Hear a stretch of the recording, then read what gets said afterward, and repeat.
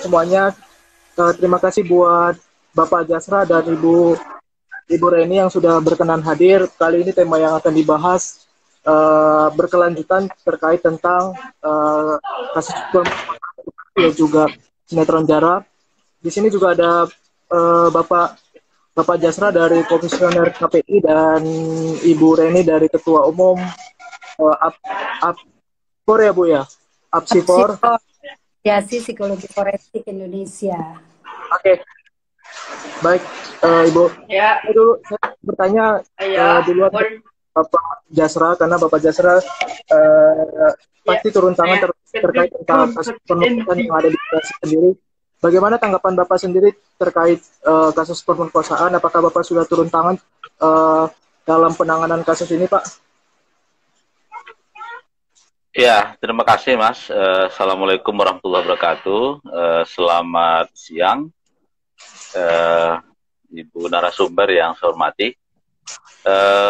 Kasus di Bekasi, dugaan pelecehan seksual di mana pelakunya adalah anak anggota DPRD.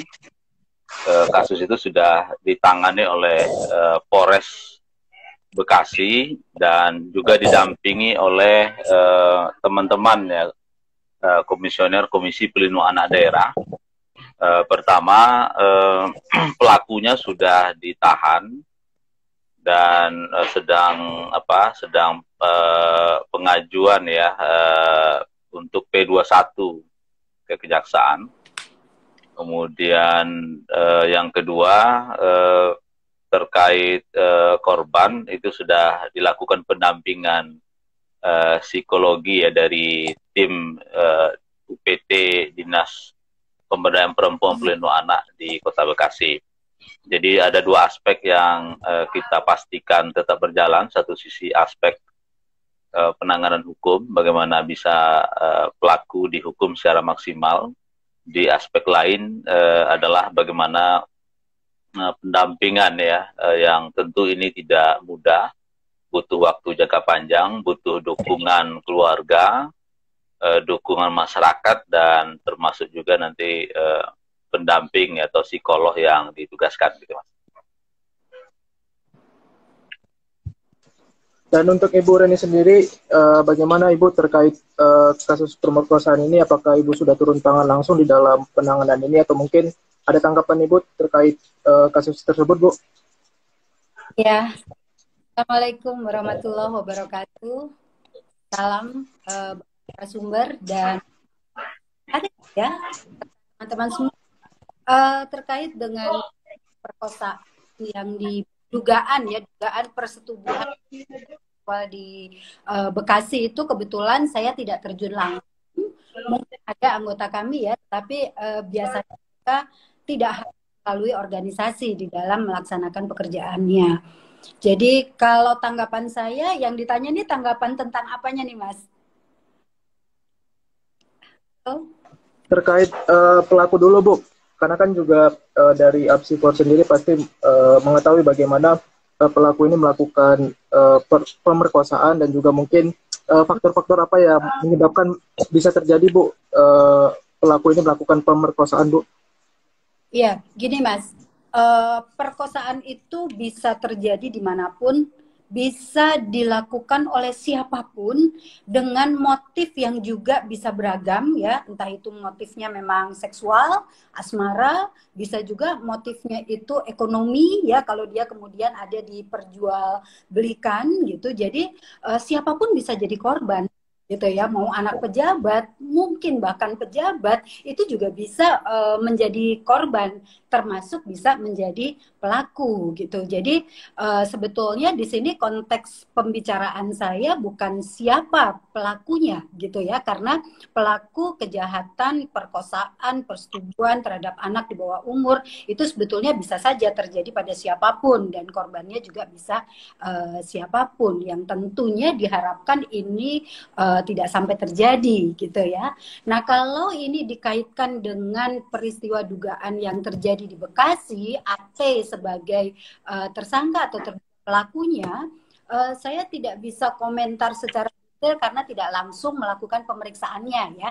Tetapi saya akan bicara secara umum saja gitu tentang apa namanya perkosaan, persetubuhan terhadap anak di bawah umur. Saya rasa di sini memang itu merupakan tindak pidana ya, karena ada aturannya. Persetubuhan itu jelas dilarang dilakukan di luar pernikahan dan atau dilakukan apalagi terhadap anak di bawah umur begitu. Jadi kalau ini benar terjadi ya berarti ya memang ini adalah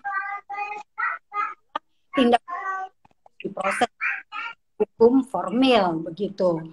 Mungkin yang jadi menarik begitu adalah pertanyaan pada saat lawyernya itu menawarkan, ya, ini saya hanya dari media ya Mas ya, yang saya baca dan yang saya lihat di televisi, lawyernya itu menawarkan satu solusi berupa bentuk pernikahan gitu ya, menawarkan pernikahan kepada korban begitu. Dan kemudian ada embel kata-kata bahwa ini kan untuk kebaikan keduanya, dan kemudian kalau ini bisa dipenuhi dan disetujui, disepakati, maka hukum tetap berjalan, tetapi mudah-mudahan bisa meringankan, gitu kan ya. Kalau dari kacamata psikologi bukan dari kacamata hukum di sini, nanti hukum ada sendiri ya bagiannya Bapak narasumber. Nah, concernnya adalah begini, apakah akan ada jaminan tidak akan terjadi kekerasan di kemudian hari apabila pernikahan itu terjadi? Kalau kita lihat pada banyak studi psikologi, kebanyakan orang-orang yang menikah di usia masih dini, masih kanak-kanak, itu kerap mengalami situasi PTSD. Ini banyak studi ya, jadi jurnal bisa dilihat, jurnal pediatri. Nah, itu mengalami PTSD, Post Traumatic Syndrome Disorder, stress disorder, jadi kumpulan gejala yang mengakibatkan orang itu menderita, orang itu trauma, gitu ya, stres karena peristiwa itu menjadi peristiwa traumatik, kemudian bisa depresi, yang pasti ini akan membuat orang tersebut menderita, gitu ya, si orang yang dipaksa untuk menikah atau ditawarkan untuk menikah dengan usia masih anak-anak, apalagi ya dia menikah dengan orang yang diduga melakukan tindak perkosaan atau kejahatan lainnya atas dirinya gitu. Bisa kebayang nggak sih Mas, misalnya saya deh jadi korban perkosaan kemudian dinikah, lalu setiap hari saya harus ketemu dengan orang yang pernah melakukan kejahatan itu kepada saya. Itu penderitaan yang luar biasa dan akan teringat terus pada masa-masa diperlakukannya saya sebagai korban, kan begitu ya. Nah, kemudian itu yang pertama dari sisi atau perspektif korban. Nah, kemudian kalau dari pelaku, selama ini dalam teori psikologi, konsep psikologi, riset psikologi dan fakta yang ada di lapangan ya, saya belum pernah bisa melakukan terapi terhadap pelaku tindak pidana perkosaan yang kemudian dengan mudahnya itu berubah gitu, berubah menjadi baik, berubah menjadi penyayang, berubah menjadi bertanggung jawab. Itu butuh waktu, itu butuh proses, dan akan sangat sulit apabila ini bukan karena satu insight, kesadaran penuh bahwa ini pelanggaran dan saya nggak boleh lagi menyakiti orang lain. Nah, di sini kalau terjadi, tersangka ini akan merasakan bahwa solusinya, mudahnya solusi ini akan membuat orang itu tidak ada insight. Semuanya bisa diselesaikan dengan cara yang instan. Padahal hidup itu tidak pernah instan. Perubahan perilaku tidak pernah. Yang ada adalah kemungkinan korban menjadi korban kembali di kemudian hari. Akibat dari insight dan perubahan perilaku dari pelaku gitu ya. Apalagi ada kata-kata harapannya adalah untuk mereka. Kok ditutup ya? Nah ini rasanya sangat menciderai ininya. Ini sangat menciderai psikologis dari korban. Dan juga orientasinya di sini pada orientasi korban seperti diabaikan. Jadi kalau saya lebih kepada hindari perkawinan jika itu diharapkan solusi dari satu perkara perempuan terhadap anak di bawah umur, gitu ya. Karena beresiko terjadinya reviktimisasi terhadap korban, beresiko tinggi untuk tersangka tidak serta berubah menjadi penyayang dan bertanggung jawab, maka bila ada penasehat hukum atau pihak-pihak aparat penegak hukum di dalam menangani situasi yang terkait dengan perkosaan, persetubuhan atau kekerasan yang gender, itu mohon ya untuk juga melihat pada perspektif korban, bukan hanya pada perspektif pelaku, sehingga bisa mengedukasi dan menghindari potensi untuk yang lainnya. Mudahnya solusi dengan seperti itu dari saya tentang perkawinan. Tapi komentarnya adalah secara umum ya, karena saya tidak persis tentang jadi di Bekasi tidak untuk melakukan pendampingan atau pemeriksaan. Secara umum monggo untuk hindarkan perkawinan sebagai solusi apalagi untuk tujuan meringankan hukum yang sedang berjalan. Itu yang bisa saya sampaikan. Iya, baik. Iya, baik Ibu. Dan juga sudah bergabung ada dari mahasiswa psikolog Universitas Sumatera Utara, ada Lilis. Halo Lilis. Ini kita lagi menanggapi terkait kasus pemerkosaan di Bekasi. Mungkin dari mahasiswa sendiri dari jurusan psikologi sendiri bagaimana menanggapi kasus seperti ini?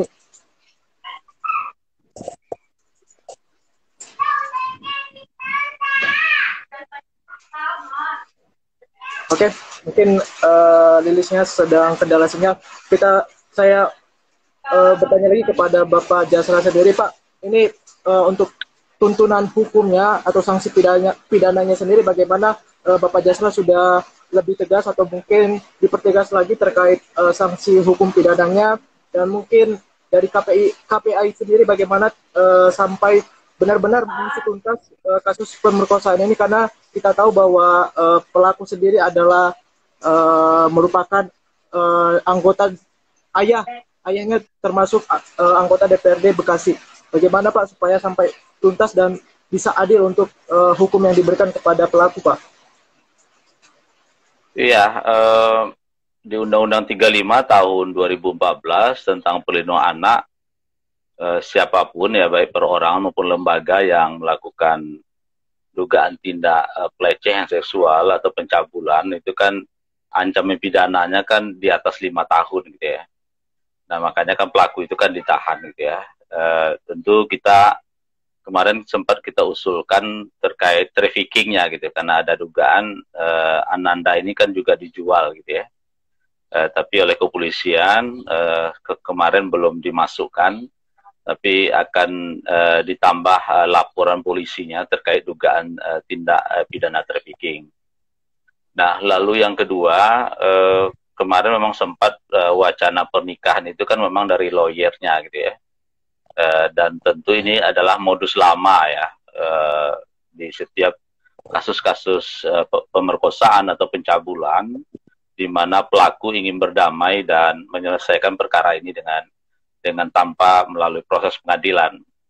Nah, kita tahu bahwa ini adalah tindak pidana, ya tentu tidak bisa penyelesaian seperti itu. Maka kita meminta dan melakukan pengawasan kepada polisi untuk memastikan aspek hukum ini bisa ditegakkan seadil-adilnya, dan tentu semakin putusannya semakin maksimal, ya tentu ini kita berharap bagian dari percepatan rehabilitasi bagi Ananda gitu ya, karena dia mendengarkan satu saat bahwa putusan maksimal terhadap pelaku. Nah, lalu terkait pernikahan usia anak, ya tentu melanggar undang-undang anak dan undang-undang pernikahan ya, di mana syarat menikah itu kan 19 tahun ya. Nah, Ananda ini kan 17, kemudian pelaku ini sudah lepas dari usia anak gitu ya. Nah, oleh sebab itu tentu tidak bisa dilangsungkan pernikahan itu.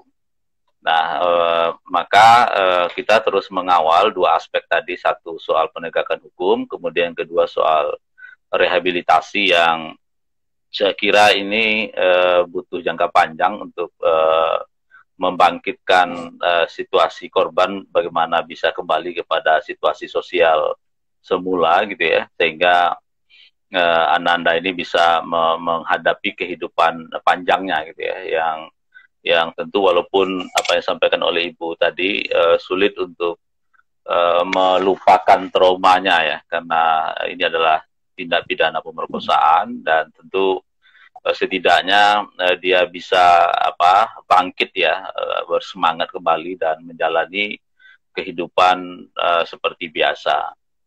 Nah, saya kira ini terus berlanjut proses hukumnya. Mudah-mudahan kita berharap putusan pengadilannya bisa maksimal nanti dan termasuk juga kita dorong pendamping hukum dari korban untuk melakukan restitusi gitu ya, ganti rugi baik material maupun imaterial, dan ini tentu dihitung oleh LPSK. Dan nanti putusan itu satu paket dengan tuntutan hukumnya gitu ya. Jadi ada tuntutan hukum ditambah dengan restitusi. Nah, ini sedang terus kita kawal untuk mengingatkan pendamping hukum agar restitusi ini bagian dari paket dari tuntutan hukumnya nanti. Gitu, Mas. Oke, tadi sempat terputus sama Lilis. Lilis, bagaimana tanggapan pemerkosaan yang di Bekasi sendiri untuk mahasiswa jurusan psikolog? Bagaimana tanggapannya untuk Lilis? Pertama, selamat siang kepada Bapak dan Ibu narasumber juga. Di sini tadi sebenarnya udah banyak yang disampaikan oleh Ibu Nurini gitu kan, sebagai psikolog, dan saya masih sebagai mahasiswa. Namun tanggapan saya dari segi korban sih, saya salut memang sebenarnya sama keluarga dari korban, di mana mereka menolak untuk menikahkan anaknya dengan pelaku, walaupun dari banyak mungkin ancaman atau paksaan lah, karena harus dinikahkan. Dan menurut saya semua tadi udah disampaikan sama Ibu Reni sih sebenarnya. Jadi tanggapan saya ya terkait itu sih. Kalau kasus pemerkosaan ini banyak terjadi dan sebenarnya banyak didiamkan karena korban tidak mau speak up gitu sih, nggak mau ngasih tahu karena ada stigma yang lebih besar kepada korban daripada pada pelaku. Dan juga untuk Ibu Reni, Bu, ini bagaimana supaya tidak terjadi perkawinan terhadap pelaku dan korban untuk Ibu Reni sendiri, karena kan kita tahu bahwa ini banyak kontra terhadap masyarakat agar perkawinan ini tidak terjadi, dan mungkin buat korban sendiri harus benar-benar dilindungi, di dalam arti hukumnya juga harus dilindungi, dan mungkin hal lainnya yang harus dilindungi untuk korban sendiri. Bagaimana, Bu, supaya ini tidak terjadi untuk pernikahannya, Bu? Kalau untuk jadi pernikahan itu tentunya itikat baik dari yang bersangkutan, dan juga itikat baik dari untuk memberi nasihat yang jangan lagi melakukan pelanggaran kedua dengan menikahkan. Usia anak ini masih anak-anak, melegalkan kembali pernikahan anak gitu ya, yang belum berusia 19 tahun. Jadi yang pertama harus ada itikat baik dari pihak yang menawarkan itu gitu, untuk dipikirkan ulang, dipikirkan kembali begitu. Dan tentunya di sini juga perlu ini tantangan ya untuk para aparat penegak hukum untuk tetap objektif di dalam penanganan kasus, tidak berpihak, termasuk dalam hal ini kan ada satu bentuk kuasa ya di sini ya, katanya anak pejabat seperti itu ya. Nah, tentunya harapkan tidak terjadi intimidasi tertentu gitu dari pihak yang memiliki otoritas atau kekuasaan yang begitu. Jadi tidak memikirkan diri sendiri, tetapi memikirkan jangka panjang efek dari korban dan juga pembelajaran untuk hukum juga untuk masyarakat. Nah, selanjutnya tentunya di aparat penegak hukum yang menangani. Kalau tadi sudah naik ke kejaksaan, P21 dari 9 doang yang menonton juga memberikan catatan ya mengenai pertimbangan untuk tidak melakukan perkawinan sebagai solusi ya, bukan perkawinannya yang nggak boleh mata, tetapi itu masih di bawah umur yang juga diharapkan sebagai solusi. Itu kan yang tidak mendidik begitu dan berisiko untuk adanya victim di masa depan begitu. Nah, kemudian nanti di ujung tombaknya adalah pada hakim ya. Jadi ini tantangan. Nah, mudah-mudahan suara dari masyarakat, suara dari KPAI, suara dari SK dan banyak suara dari para pegiat kemanusiaan itu bisa didengar. Penting untuk ada moral ya, desakan moral untuk kita lebih objektif di dalam menangani ini dan berpihak pada keadilan, bukan berpihak pada kekuasaan atau egoisme atau arogansi tertentu dari pihak tertentu. Gitu sih, Mas. Apa yang kita lakukan di sini saat ini juga sebagai satu upaya saya rasa untuk menunjukkan ya kepada masyarakat umum, terutama bagi yang mendengar, dan bisa diviralkan misalnya untuk kemudian menjadi sebuah bentuk kesadaran bahwa hati-hati loh pernikahan bisa berisiko yang gitu sih, Mas. Oke, dan juga untuk Bapak Jasra sendiri dari KPI sendiri, terkait hukum selama ini buat para pelaku, bukan hanya pelaku pemerkosaan yang baru-baru ini terjadi, tetapi pelaku-pelaku sebelumnya, ini apakah kurang tegas untuk sanksi pidananya terhadap pelaku, sehingga maraknya terkait pemerkosaan dan pelecehan terhadap anak-anak, perempuan, dan mungkin laki-laki juga Pak korbannya. Ini sanksi pidananya apakah kurang tegas terhadap pelaku? Ya, kalau terkait undang-undangnya, saya kira kan sudah ini ya, sudah tegas dan sudah maksimal ya. Bahkan kalau pelakunya itu adalah orang terdekat gitu, misal orang tua, guru gitu ya, atau mungkin pengasuh anak, itu kan ditambah sepertiganya bahkan gitu terkait ancaman pidana asal. Nah, memang ada beberapa kasus ya yang itu pelakunya terakhir itu kita tangani salah satu bupati ya di timur sana juga melakukan pemerkosaan dan bahkan ada unsur trafficking, cuman sayang hanya dihukum 5 tahun. Kita inginnya itu sekitar 15 tahun gitu ya. Itu satu contoh ya yang dilakukan oleh pejabat publik, seorang bupati, dan itu kasus itu hampir 2 tahun lah kita lakukan pengawasan. Dan pada akhirnya dengan koordinasi yang kita lakukan dengan kementerian lembaga, sang bupati dinonaktifkan sehingga dia harus menghadapi tuntutan. Nah, cuman PR kita adalah terkait rehabilitasi gitu ya. Terkait penegakan hukum saya kira teman-teman kepolisian sudah memahami betul bagaimana sistem peradilan pidana anak dan termasuk undang-undang perlindungan anak. Nah, soal rehabilitasi ini catatan kita, survei yang kita lakukan terkait lembaga rehabilitasi yang dimiliki oleh pemerintah, gitu ya, termasuk RSUD juga bagian dari itu. Memang catatan kita di 2019 itu ketuntasan terkait rehabilitasi ini sulit diukur gitu ya. Misalnya kita bertanya apakah layanan psikologinya sudah tuntas atau tidak tuntas gitu ya. Nah, tuntas itu kita lihat ada profesi yang menyatakan itu tuntas gitu. Nah, itu nggak bisa, pemerintah daerah itu nggak bisa menunjukkan itu gitu ya. Sehingga hampir 60% jawaban itu tuntas dan tidak tuntas. Nah, mungkin banyak yang tidak tuntasnya jika dibandingkan tuntasnya. Nah, ini mungkin PR Bu Reni dan teman-teman bagaimana lembaga-lembaga layanan rehabilitasi ini harus kita bantu ya, karena disitulah bertumpu dan bertumpangnya nasib anak-anak untuk kembali bangkit dari situasi kekerasan baik fisik, psikis, dan termasuk juga pelecehan seksual, yang tentu aspek lain mungkin KPAI terus dorong bagaimana keberadaan UPT dinas yang ada di kabupaten kota itu harus terstandar ya, minimal SDM-nya harus terstandar, kualifikasinya harus tinggi gitu ya, dan juga punya tidak pernah mengalami melakukan catatan kekerasan masa lalu gitu ya. Nah, jadi petugas yang melakukan rehabilitasi ini memang betul-betul orang yang kualifikasinya tinggi, kemudian di masa lalunya tidak pernah melakukan kekerasan.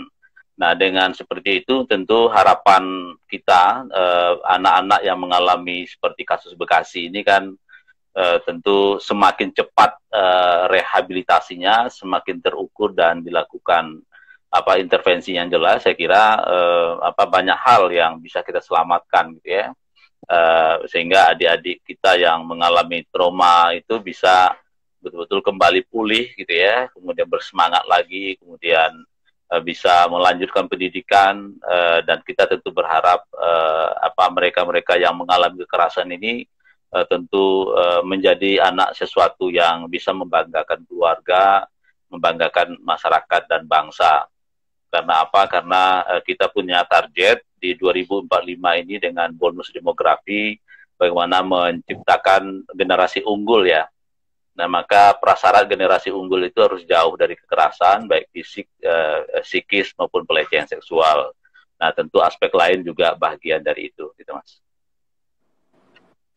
Oke, dan juga buat Lili sendiri, bagaimana dari teman-teman mahasiswa psikologi sendiri, memperjuangkan hak-hak anak-anak perempuan dan juga mungkin anak-anak kecil terhadap pelindungan kasus-kasus seperti ini, dan mungkin teman-teman mahasiswa sendiri dari psikolog sendiri sudah melakukan mungkin suatu hal untuk mendampingi atau mungkin mengurangi angka kasus terhadap kasus pelecehan tersebut untuk teman-teman mahasiswa psikolog sendiri. Kalau dari sisi mahasiswa sebenarnya yang boleh dilakukan itu masih melakukan edukasi sih kepada teman-teman. Itu berbentuk psikoedukasi, bisa melalui postingan-postingan yang menguatkan, yang membangun gitu. Dan juga dari saya sendiri, di kampus saya sendiri itu memang ada, kalau disediakan gitu, jika memang mengalami pelecehan gitu, itu boleh untuk mengadu, dan privasinya itu pasti dijamin lah gitu kan. Dan juga kalau dari saya sendiri menganggap ini penting untuk memberikan dukungan sih kepada korban, karena di sini korban kan selalu dijadikan sebagai penyebab kenapa pemerkosaan itu terjadi, kenapa pelecehan itu terjadi. Misal kayak seperti dikatakan, iyalah pakaian kamu kan terlalu seksi, terlalu terbuka gitu. Itu selalu diucapkan kepada korban itu. Tapi kalau dari sebagai mahasiswa, dukungan itu harus benar-benar kuat sih kepada korban gitu. Dan juga keluarga ya benar-benar juga kuat dukungannya, karena korban ini kan mengalami trauma gitu. Jadi benar-benar pengalaman yang mengerikan sih. Jadi dukungan ini sih yang paling kuat. Dan untuk Ibu Reni sendiri, Bu, ini kan kita tahu bahwa tanggapan dari komentar netizen sendiri terkait pemerkosaan ini juga mungkin Bu ya, kalau bisa dibilang bukan hanya kasus pemerkosaan di Bekasi saja, Bu, tetapi kasus-kasus lainnya. Kenapa bukan pelaku sih, Bu, korban sendiri susah untuk mengungkapkan ketika dia terjadi pelecehan itu, Bu, karena kan kita tahu bahwa tanggapan netizen sendiri sangat berbeda-beda di media sosial, Bu. Ini kan membuat Bu ya, korban sendiri menjadi kalau bisa dibilang trauma di dalam memberikan informasi bahwa dia menjadi korban pelecehan seksual, seperti itu sih, Bu. Karena media sosial sendiri kita tahu bahwa pembatasan untuk netizen sendiri sangat sulit sekali untuk dibatasi, dan bagaimana untuk korban sendiri supaya bisa speak up terkait uh, dirinya sendiri yang mengalami pelecehan, bukan hanya saja di Bekasi saja Bu, tetapi mungkin kasus-kasus sebelumnya juga yang baru-baru ini ada kasusnya Mas Gofar yang baru-baru ini terjadi, karena saya tahu bahwa korban baru speak up ya Bu ya terkait pelecehan ini. Bagaimana Ibu menanggapinya untuk netizen yang ya mungkin kalau bisa dibilang kenapa baru sekarang, kenapa tidak sebelum-sebelumnya? Ini apa yang menyebabkan korban untuk susah untuk speak up Bu? Iya, Mas, sebetulnya satu bentuk itu pasti menyisakan satu situasi horor ya di dalam diri orang yang mengalami. Nggak usah perkosaan itu ini sekali ya, private, sangat intim, tidak secara batin tetapi juga secara fisik ya, semuanya itu secara sosial yang kemudian ada stigma dan sebagainya, itu pasti mempengaruhi kondisi psikologis dari yang bersangkutan. Nggak usah itu deh, misalnya nih kita lagi ketakutan banget gitu ya, ketakutan banget itu kan responnya bisa 3 macam. Kita lawan, mungkin ini bentuknya speak up, atau kita malahan jadi freeze, nggak bisa ngapa-ngapain, atau dia jadi melarikan diri, udah deh daripada aku makin dibully, daripada aku makin di stigma, akhirnya membuat ketakutan baru pada dirinya untuk speak up. Jadi speak up pada korban perkosaan itu tidak semudah kita tentang sesuatu yang kita tidak alami ya, seperti sekarang kita membahas. Jadi situasi yang traumatik itu bisa menyulitkan seseorang untuk bicara, bisa karena takut, bisa karena begitu menyakitkan yang dirasakan secara psikologis oleh dirinya, dan bisa menjadi stimulan ya atau trigger untuk dia kembali ke peristiwa yang tidak menyenangkan itu gitu, dan itu sangat menyakitkan, maka tidak mudah bagi mereka. Nah, selama ini biasanya yang dilakukan oleh psikolog pada kasus-kasus pendampingan korban, pemeriksaan korban, itu salah satunya yang pertama melakukan pemeriksaan terhadap kompetensi yang bersangkutan untuk stand trial ya, mengikuti proses peradilan gitu, tanya-tanya dan sebagainya. Nanti kita kalau menemukan ternyata dia belum mampu untuk memberikan keterangan, itu bukan berarti meniadakan peristiwanya, tetapi kita akan merekomendasikan kita dampingi dulu supaya kondisi psikologisnya lebih kuat, sehingga dia bisa memberikan keterangan terkait dengan peristiwa yang dialami begitu. Jadi pada kebanyakan korban-korban ini memang butuh dukungan, butuh dampingan psikologis untuk dia bisa memberikan keterangannya begitu ya, Mas. Memang tidak mudah kalau kita yang berada di posisi korban gitu.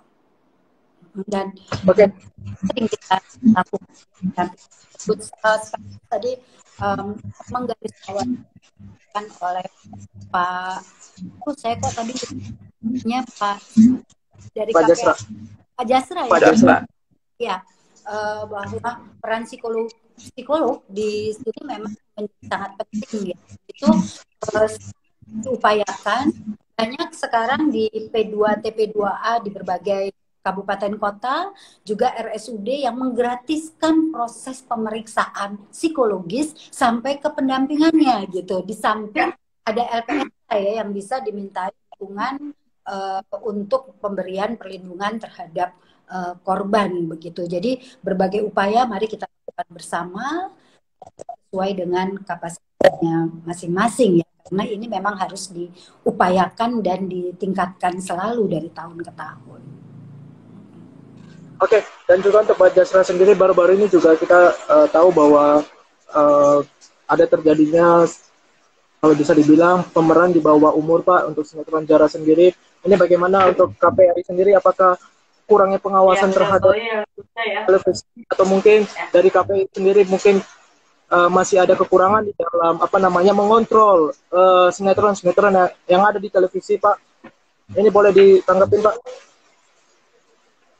Iya, soal film Suara Hati Istri ya, jadi judulnya itu SHI, yang kontroversi itu juga dilaporkan ke kita ya, ke KPAI melalui IG dan termasuk juga WhatsApp kita ya, agar KPAI juga melakukan langkah-langkah terkait film yang kontroversi itu. Nah, di hari kedua kita sudah melakukan rapat koordinasi dengan lembaga sensor film Republik Indonesia, kemudian Komisi Penyiaran Indonesia, ada Kominfo, ada dari KSP juga, Kantor Staf Kepresidenan, kemudian termasuk juga Kementerian Pemberdayaan Perempuan Pelindungan Anak. Ada 8 keputusan yang kita sepakati untuk mengambil langkah-langkah merespon aduan dari masyarakat yang viral itu. Pertama, kita tentu bagaimana merespon isu ini tidak ketika ada isu baru kita berteriak gitu ya, seperti pemadam kebakaran. Tapi juga kita lihat pertamanya bagaimana aspek perlindungan anak yang ada di semua jaringan media tersebut ya, media sosial yang dimiliki oleh lembaga penyiaran.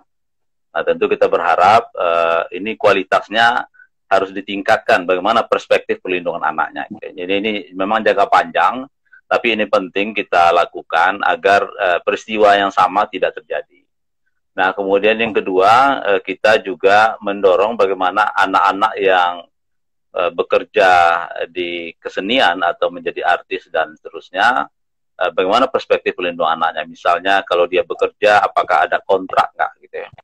Karena di dalam Undang-Undang Ketenagakerjaan itu kan ada aturan itu, anak usia 13 tahun kalau bekerja itu seperti apa, jam bekerjanya berapa lama, kemudian apakah pendidikannya tetap berlangsung gitu ya, apakah castingnya tengah malam dan seterusnya. Ini harus menjadi perhatian. Nah, yang ketiga kesepakatan kita itu bagaimana mengintegrasikan semua film yang disensor oleh lembaga sensor film, itu juga perspektif pelindungan anak seperti apa. Karena Suara Hati Istri ini kan pemerannya usia 14 menuju 15 tahun. Kemudian isunya adalah isu yang dimana di undang-undang kita tidak dibenarkan, soal pernikahan usia anak, kemudian soal perkawinan lebih dari satu istri ini kan, itu kan isu-isu kontroversi, di mana anak-anak tidak boleh bermain atau berperan di situ gitu ya. Nah, maka kita minta kepada LSF yang di hulunya melakukan sensor juga memperhatikan aspek-aspek perlindungan anak gitu, termasuk juga jika konten ini tidak layak ditonton oleh usia 13 tahun, maka didorong ke usia 21 sehingga jam tayangnya itu jam 11 malam ya, bukan jam prime time-nya anak-anak gitu ya. Kalau kita lihat SHI ini kan jam prime time-nya kan karena izin sensornya itu 13 plus gitu ya, sehingga dia jam tayang yang boleh ditonton oleh anak. Nah, kemudian tentu bagaimana mengedukasi, dan kita juga ini juga hulu, tapi jangka pendeknya kemarin kita melalui KPI juga sudah menegaskan untuk sudah memanggil TV-nya, sudah memanggil PH-nya untuk melakukan perubahan gitu ya. Perubahan misalnya pemainnya tidak boleh usia anak, kemudian jam tayangnya bukan jam tayang orang dewasa gitu ya. Nah, terkait konten ya mungkin akan terjadi perubahan juga gitu ya yang dilakukan oleh KPI. Nah, hal yang penting dari kesepakatan itu juga untuk melihat, karena Ananda ini kan sudah terstigma ya oleh netizen, dan ada yang setuju, ada yang tidak setuju. Nah, tentu kita meminta Kementerian Pemberdayaan Perempuan Pelindungan Anak untuk melakukan rehabilitasi bagi korban gitu ya. Karena jangan sampai peristiwa seperti ini kan sering ya, anak dalam tanda petik kadang-kadang dimanfaatkan oleh orang dewasa. Misalnya pernah TikTok salah seorang artis ya yang menanyakan singkatan dari SD gitu ya kepada anak SD. Nah, anak SD ini nggak tahu gitu menjawab singkatan itu. Nah, artisnya viewernya naik ya, tapi anak ditinggalkan gitu. Anak tidak mendapatkan apa-apa kecuali hanya stigma bahwa Ananda tidak mampu untuk menjelaskan sekolahnya gitu ya. Nah, saya kira di situasi media sosial banyak orang-orang dewasa dan termasuk juga orang tua memanfaatkan anak ya untuk memperoleh viewer, untuk memperoleh like dan seterusnya.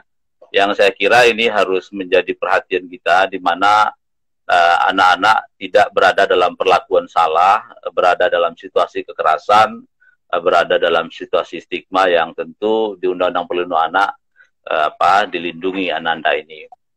Nah, maka oleh sebab itu KPAI terus melakukan kajian apakah ada nggak dugaan pelanggaran hukum lainnya. Karena pernah peristiwa yang sama, mungkin pernah kita mendengar Aisyah Wedding yang bulan Februari juga viral ya, salah satu situs yang juga mengajak pernikahan usia anak, dan kita sempat laporkan ke Mabes Polri gitu ya, terkait kontennya termasuk juga informasi-informasi dan juga pelaku gitu. Mungkin itu, Mas. Oke, dan untuk Ibu Reni sendiri bagaimana Bu tanggapan Ibu terkait sinetron Jara sendiri, karena kan Ibu sebagai ibu rumah tangga dan juga orang tua untuk anak-anak Ibu sendiri, ini bagaimana di dalam pengawasan terhadap sinetron-sinetron yang ada di Indonesia sendiri Bu, karena kita tahu bahwa pengawasan untuk orang tua sendiri dan juga anak mungkin sangat kurang terkait sinetron ini, dan mungkin ada nggak sih Bu dari kelalaian dari pihak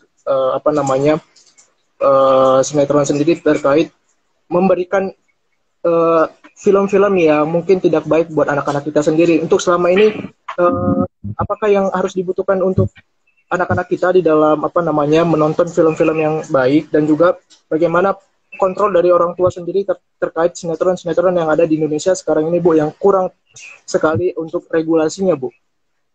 Iya, betul. Sepakat bahwa menonton itu untuk anak-anak sangat dampingi ya, apalagi untuk konten yang kebetulan sering juga diputar di dalam prime time ya, di saat anak-anak itu masih terjaga gitu. Jadi ini memang PR kita bersama ya, mengajak masyarakat untuk aware terhadap hal ini, karena kalau kita bicara secara umum, sedikit atau banyak setiap orang itu secara kognitif dan emosi dipengaruhi oleh pengalaman hidupnya gitu.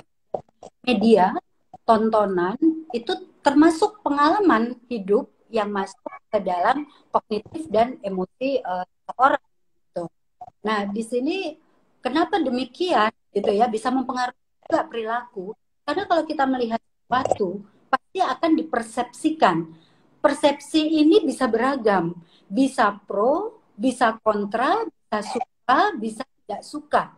Oleh karena itu, karena adanya satu persepsi yang bisa beragam dan sangat mungkin bias, ini memang media menjadi punya tanggung jawab ya, di samping orang tua punya tanggung jawab mendampingi anak yang menonton, kalau bisa tidak menonton ya konten dewasa, lebih baik dialihkan pada kegiatan lain yang lebih edukatif ya anak-anak gitu. Tapi dari media tentunya juga punya tanggung jawab ya untuk menyajikan tontonan yang mendidik, begitu, bukan sebaliknya. Kalau tadi bicara mengenai konten ini film ya, kita singkat aja Zahra gitu ya. Karena ini sudah diketahui secara umum, sudah di banyak pro kontra publik, lebih banyak kontranya begitu.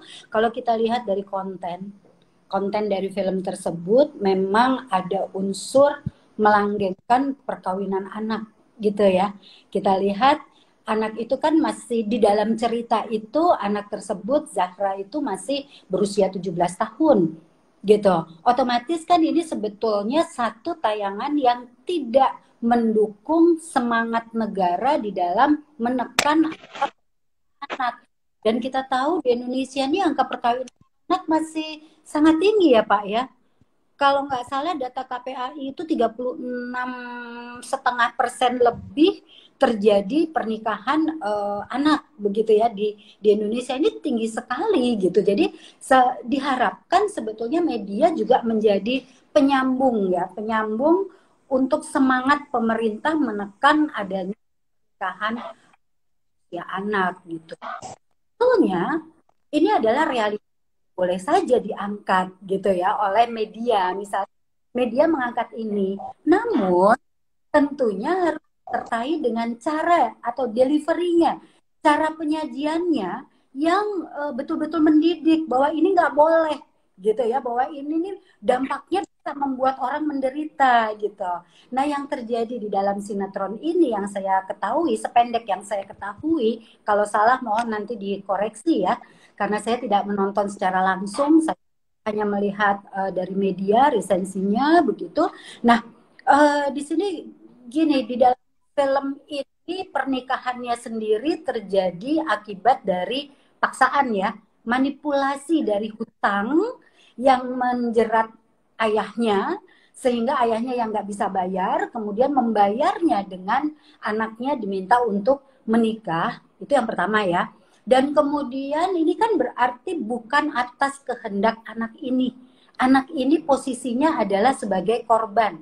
Sampai di situ sih sebenarnya masih nggak apa-apa. Yang kemudian prosesnya menjadi edukatif. Nah, masalahnya kemudian proses yang terjadi ini yang sangat tidak baik. Ada pemaksaan hubungan seksual, ada kemudian adegan kemesraan ya, romantis yang dilakukan oleh pemeran anak di bawah umur. Nah, ini kan menjadi satu sajian yang tidak jadi mendidik begitu. Kemudian juga itu kan unsur kekerasan sebetulnya, pemaksaan gitu ya. Dan itu Undang-Undang PKDRT sebetulnya juga sudah mengatur. Nah, yang paling berat lagi itu memudahkan persoalan. Habis itu kelihatannya semua baik-baik saja. Kemudian jadi saling jatuh cinta. Kemudian sepertinya itu normal. Ini seolah berjalan mudah gitu. Ini sebetulnya menjadi satu kontraproduktif, bukan pendidikan ya, tetapi menjadi sesuatu yang kontra terhadap bahwa orang tuh nggak begitu gampangnya loh kemudian berubah. Kalau seperti ini nih kan seolah-olah orang berpikir, oh kalau gitu misalnya saya nanti nggak bisa hutang, saya kasihin aja ke orang yang anak saya untuk dinikah, kok nanti semuanya juga akan baik-baik saja. Padahal tidak semudah itu. Normalisasi terhadap satu kompleksitas masalah ini yang berbahaya terhadap persepsi di masyarakat. Begitu. Jadi ini yang terjadi pada film ini ya. Tapi kan kemudian karena ada respon dari penonton, dari masyarakat, dari lembaga-lembaga seperti KPAI, akhirnya kan KPI juga bertindak ya. Pada waktu itu seperti tadi Pak Zasra tadi menyampaikan, KPI berespon bahwa perlu dilakukan evaluasi pemeran dan muatan cerita. Kalau saya mempersepsikan evaluasi pemeran dan muatan cerita itu bukan pemeran ganti gitu, tapi film itu menjadi tidak layak sepanjang menormalkan satu peristiwa kekerasan yang disajikan yang berlangsung gitu. Jadi harusnya pada waktu itu ya bukan sekedar mengganti pemeran, karena ini menjadi satu situasi yang memperburuk terutama pada korban. Jadi ini yang ketiga ya. Kalau kita lihat pada pemeran anak untuk peran Zahra ini, dia belum memiliki kecakapan hukum untuk menyetujui ya satu peran tertentu, mengambil keputusan kontrak untuk satu peran tertentu. Nah, sehingga di sini seharusnya dari produser ya, dari pihak-pihak yang ada di sekitarnya tuh lebih alert ya, lebih waspada, lebih hati-hati terhadap konten-konten yang diminta. Nah, di sini kan sebetulnya gue bingung. Anak ini di dalam testimoninya juga mengatakan bahwa saya juga bingung mau nolak gimana caranya gitu kan. Akhirnya dia menerima itu sebagai challenge, sebagai tantangan. Setelah dia berusaha, waktu adegan mesra itu dia pun juga takut, dia menceritakan karena dia ngerasa bahwa ini pengalaman baru. Ini kan buruk buat anak ya, memerankan satu adegan dewasa. Beda apabila ini orang dewasa memerankan sesuatu yang memang secara konten dewasa itu dia sudah paham gitu. Ini tidak. Ini sudah membuat atau memposisikan pemeran Zahra ini sebagai korban sebetulnya dalam kaca psikologi gitu ya. Nah, kemudian korban ya, satu korban direkrut itu berarti korban sudah pemeran direkrut itu sudah menjadi korban. Nah, yang kedua memerankan adegan romantis. Ini sebetulnya yang kemudian dibully. Ini kan dia sudah 2 kali menjadi korban. Setelah dibully, pemerannya itu diganti. Ini kan berarti membuat dia merasa, oh saya gara-gara saya nih film ini rate-nya turun, gara-gara saya. Dia blaming self. Blaming self ini membuat situasi psikologisnya itu sebetulnya lebih buruk. Mungkin itu tidak unspoken ya, tidak terucapkan oleh dia. Tapi saya melihat waktu dia testimoni itu banyak sekali kekhawatiran, banyak sekali ketakutan yang beresiko jangka panjang begitu. Jadi memang cukup banyak dalam film Zahra ini begitu. Pelanggaran pun juga saya apa namanya perpatuh juga kan terjadi pelanggaran pemaknaan undang-undang pelanggaran yang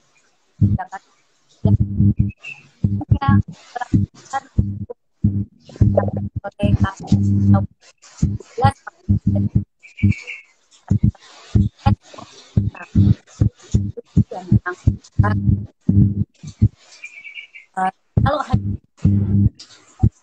yang itu jadi pelajaran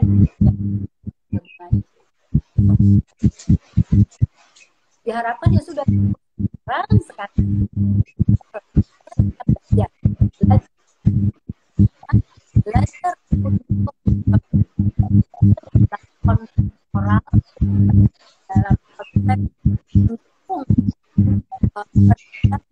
hanya positif, bukan sebagai yang kita memahami bahwa ini dan konten ini bisa keliru, apalagi jika endingnya itu begitu memotivasi gitulah ya bahasanya itu bersama ya aduh tanggung jawab dari Justice Law Korea advokasi mengenai hal yang terkait itu bisa masuk itu Mas. Oke, baik Ibu.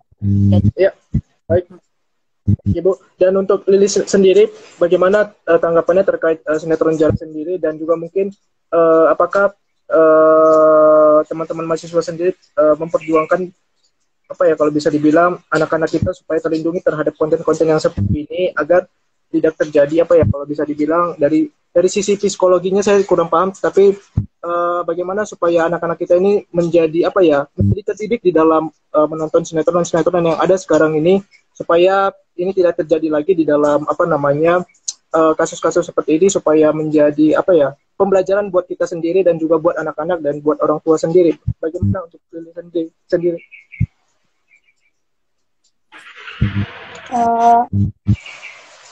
Kalau menurut saya sendiri, sebenarnya masyarakat sekarang ini itu udah tidak terlalu fokus sih sama televisi, lebih kepada smartphone ataupun lebih kepada gadget gitu kan. Tapi karena itu kurangnya pengawasan dari pihak pengawas lah seperti lembaga sensor mengakibatkan ya ini sinetron Zahra ini jadi tayang gitu kan. Dan juga saya ada baca-baca dari YouTube-nya penyiar sinetron Zahra ini juga banyak masyarakat yang mendukung. Kenapa sih pemainnya harus diganti? Emang apa salahnya? Dia pandai loh dalam memerankan perannya itu. Apa yang salah dari situ? Dari sini saya lihat sendiri bahwa masyarakat ini kurang mengetahui bahwa sebenarnya ada usia-usia tertentu untuk melakukan satu adegan. Karena di dalam sinetron ini sendiri saya menonton sedikit dalam adegannya itu banyak juga kekerasan dalam rumah tangga gitu. Selain dari poligami, banyak juga kekerasan rumah tangga. Dan dari sisi pemainnya sendiri yang masih berumur menjalani 15 tahun, dia sendiri di situ kurang apa ya dibilang. Dia merasa bahwa seharusnya saya juga pantas melakukan adegan ini, apa salahnya saya. Dan di sini kita bisa lihat bahwa dari sisi dia sendiri dia nggak merasa bahwa itu adegan untuk orang dewasa, bukan untuk saya. Jadi kalau dari sini saya melihat harus semua sih, harus lengkap benar-benar, dari keluarga sendiri, dari penontonnya sendiri, dari yang medianya sendiri atau produsernya sendiri, dan juga dari pengawasnya sendiri. Itu benar-benar benar-benar menyeleksi lah apa yang harus ditayangkan gitu. Karena ya itu jam tayang itu kan masih jam ketika anak-anak masih bebas untuk menonton. Dan terakhir buat ketiga pembicara, singkat saja karena waktu kita sudah mau habis. Untuk dari KPI sendiri, bagaimana Pak agar tayangan ini tidak kembali terulang? Mungkin saya tahu bahwa konten yang ada di Indonesia sendiri masih kurang baik terhadap konten sendiri. Ya dulu Pak, dari bawah, karena kan kita tahu bahwa dari bawah sendiri, mungkin dari yang penyedia kontennya sendiri tidak aware terhadap apa namanya anak-anak kita yang akan menonton konten-konten tersebut. Ini bagaimana Pak supaya pengawasannya lebih ketat untuk KPI sendiri terhadap konten-konten yang ada di Indonesia sendiri, Pak? Ya, kalau terkait sensor izin apa itu kan ada lembaga sensor film ya. Kita sering berkoordinasi. Adapun terkait tayangnya di TV itu kan ada KPI, dan kita juga sering berkoordinasi bagaimana perlindungan anak di berbagai macam lembaga tersebut gitu ya. Termasuk juga upaya pencegahan kita jangan sampai konten-konten seperti ini bermunculan lagi gitu ya. Karena kalau kita lihat film anak itu kan tidak banyak ya, dalam setahun itu cuma 1 atau 2 film anak. Karena dari sisi produksi ya tidak menguntungkan ya, sehingga dicarilah film-film yang layak, bukan layak ya, yang ratingnya bisa dijual dan ada sponsornya ya. Saya kira dari sisi aspek bisnis ya tentu harus bertanggung jawab ya, bagaimana memiliki mekanisme perlindungan dan pemenuhan hak anak, termasuk juga anak-anak yang menjadi pekerja seni ya. Dan saya kira itu sesuatu yang satu sisi harus kita dorong, karena adik-adik yang memiliki bakat seni, bakat acting ya harus kita dorong. Tapi dari aspek perlindungannya, aspek pemenuhan haknya ya tentu tidak boleh terlanggar. Maka kita namanya ada safeguarding gitu, bagaimana bekerja dengan anak gitu ya. Misalnya ketika harus ada kode etik, kemudian tidak boleh berduaan dengan anak, apalagi itu tempat sepi gitu ya. Kemudian bahasa-bahasa anak harus dipahami, dan termasuk juga bagaimana mendengarkan suara anak ya. Dan saya kira dimanapun anak-anak berada dan di lembaga apapun, pandangan dan nilai-nilai ini menjadi satu kesatuan yang tidak terlepaskan dari perlindungan anak gitu Mas. Dan untuk Ibu Reni sendiri, singkat Bu, bagaimana cara kita sendiri sebagai masyarakat mengubah pola-pola yang budaya kita, yaitu ingin konten-konten yang instan seperti yang kita tahu bahwa sinetron Jara dan mungkin konten-konten lain ini, bagaimana mengubah pola masyarakat kita, budaya kita, supaya betul-betul konten-konten yang ada di Indonesia sendiri bisa teredukasi dan juga bisa lebih berkualitas Bu di dalam tontonan-tontonan yang ada sekarang ini Bu. Ya, kalau harapan saya semua elemen ya sesuai dengan porsi tugasnya masing-masing. Kalau dia adalah orang tua, buatlah ketahanan keluarga. Ketahanan keluarga di dalamnya termasuk unsur ketahanan mental bagi anak-anaknya. Ada keterampilan hidup yang harus diberikan oleh orang tua ya, untuk dilatihkan kepada anak sehingga anak mampu berpikir kritis, anak mampu berpikir kreatif, anak mampu mengambil keputusan untuk hal-hal positif di masa depannya. Anak juga mampu mengelola emosi, mengelola stres, sehingga di kemudian hari dia tidak terlalu banyak mudah terpengaruh oleh hal-hal yang negatif itu.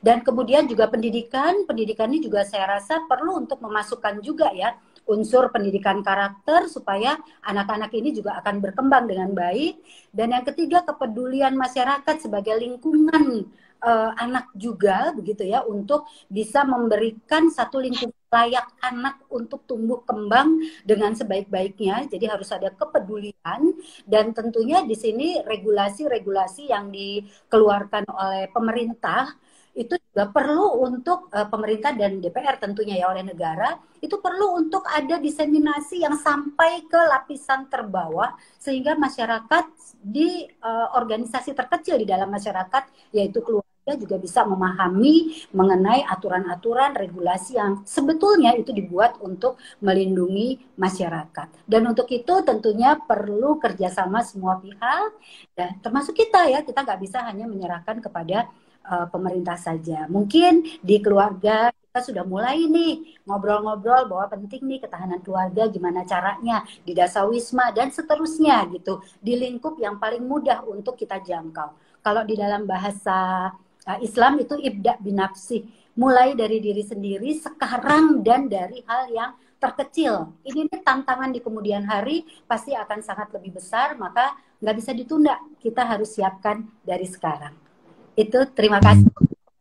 Oke, dan terakhir untuk Lilis, bagaimana kita sebagai anak-anak muda di dalam mengontrol hal-hal tontonan kita sendiri supaya kita juga sebagai anak-anak muda ini membantu juga anak-anak yang mungkin masih remaja, yang masih kecil kalau bisa dibilang, di dalam mengedukasi mereka terhadap tontonan-tontonan yang ada sekarang ini, dan supaya kita sebagai anak milenial mengerem untuk tidak melebihi batas di dalam menonton edukasi tontonan yang ada sekarang ini. Bagaimana untuk Lili sendiri?